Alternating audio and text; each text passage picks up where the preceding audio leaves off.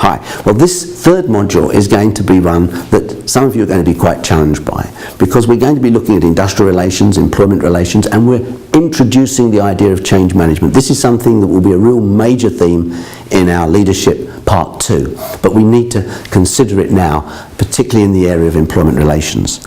And we want to talk about trade unions, and we want to say some things about unions that really are sometimes difficult in the North American context. If you look at the North American context, industrial relations have been much more conflictual.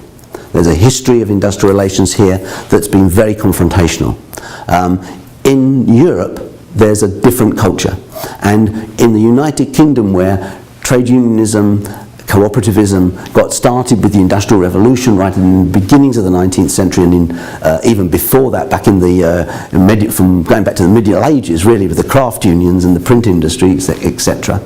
What we find is that in fact the early unions and the early cooperators were the same people. Some of our co-ops and unions actually work very closely together.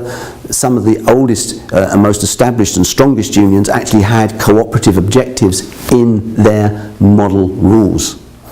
And what we need to look at really in our relationships with trade unions is the synergies.